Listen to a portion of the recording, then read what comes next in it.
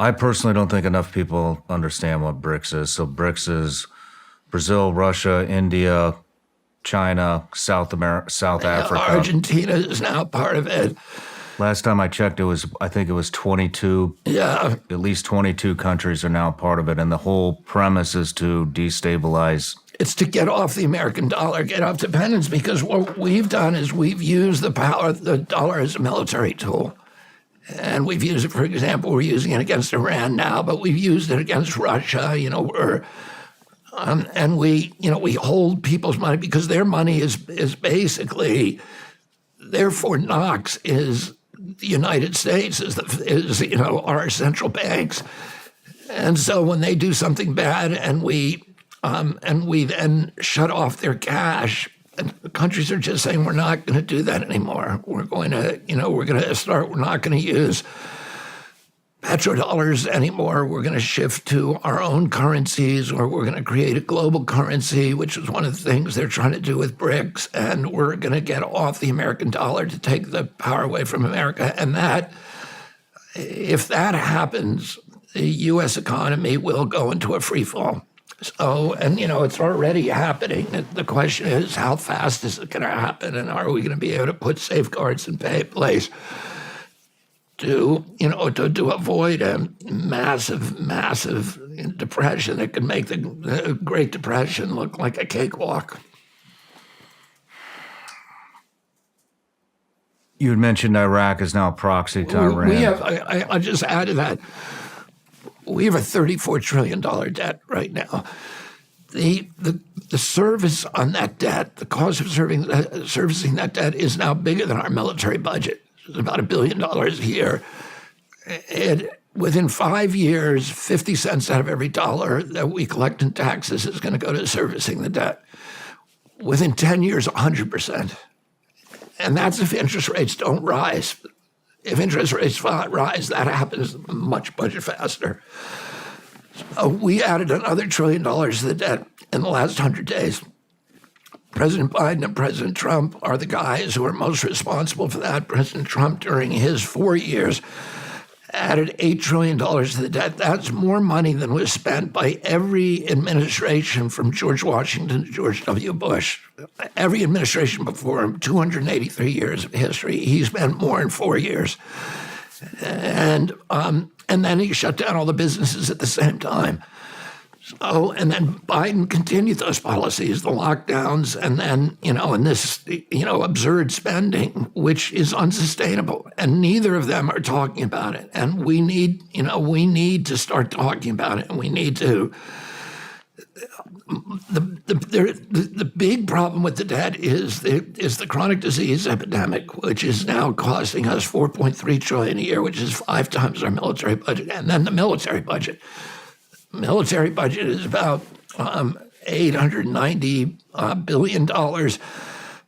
But if you include the cost of the wars, which is, $300 billion in veterans administration, and then all the national security costs, it's about $1.3 trillion a year. And, we have to cut that. We can no longer afford to be the policeman of the world. It's not helping us. It's hurting us in every way.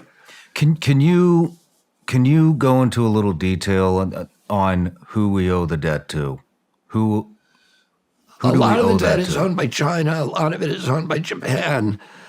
They're in as much trouble as we are because, they don't want that debt to crash either. But China is now switching away from the dollar. And, they're all trying to get away from the bomb, to get out of the splatter zone before the bomb goes off. And a lot of the debt is just to U.S. investors and banks and, investment houses who have purchased U.S. bonds. I mean, I own a certain amount of bonds, treasury bonds, right? And that I bought some of them after I was part of the team that won the Monsanto case, and I got a little bit of cash, and I put some of that in bonds. So some of that debt is owed to me. So, it's a But I think the biggest creditor is China. You had mentioned Iraq is becoming a proxy to Iran.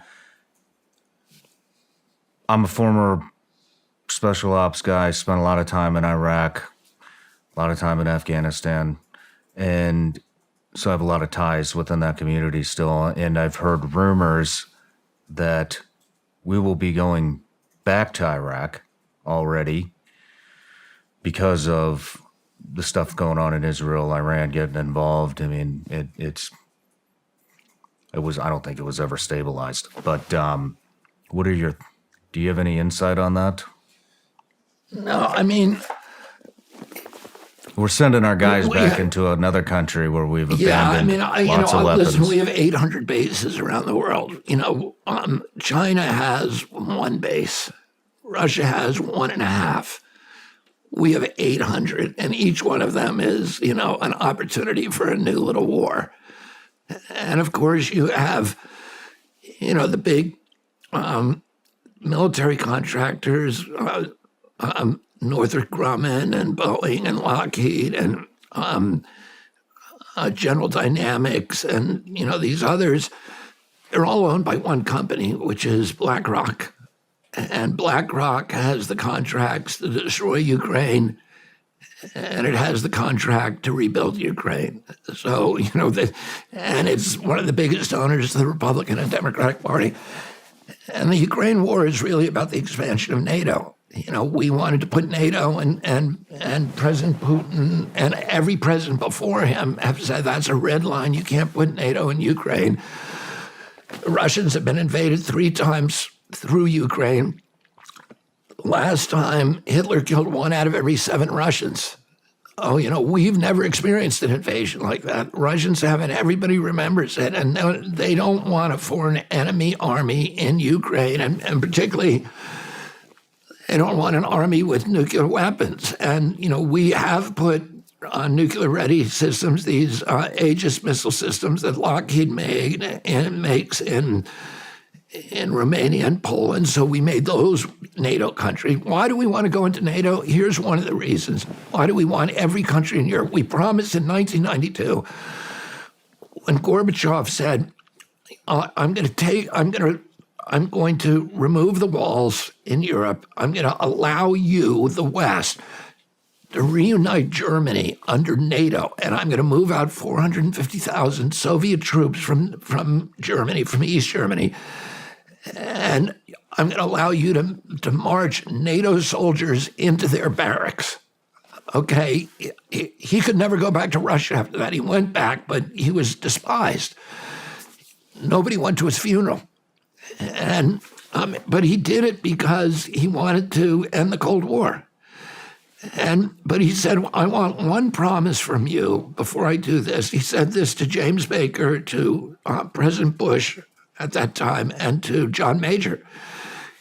He said, I want one promise, which is after I give you Germany, you cannot move NATO you cannot move NATO to the east until all the other countries we're going to march out of.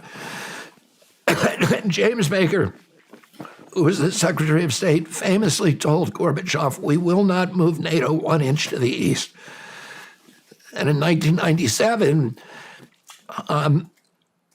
Zbigniew Brzezinski, who was the first of the neocons, says, okay, here's a plan. He publishes a plan for moving NATO into every former Soviet territory.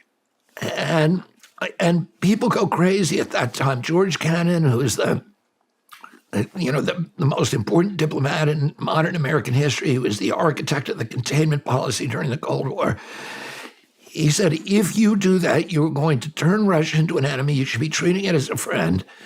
You should be welcoming it to the global community and using it as a bulwark against Chinese expansion. Kissinger said that.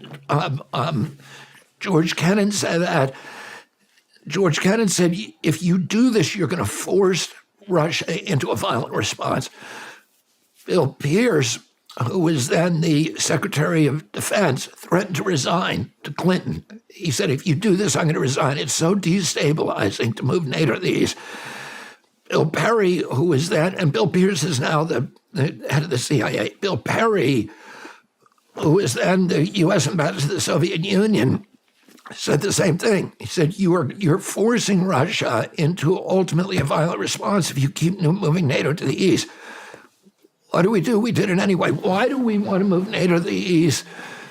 There's all kinds of geopolitical reasons that the neocons want to drive because they like conflict. But, the big reason is that when a new country signs onto NATO, it has to then change all of its weapons specifications, weapons purchases to NATO specifications, which means it has to buy all of its weapons from Lockheed, Boeing, General Dynamics, and Northrop Grumman and the U.S. military contractors that are all owned by BlackRock.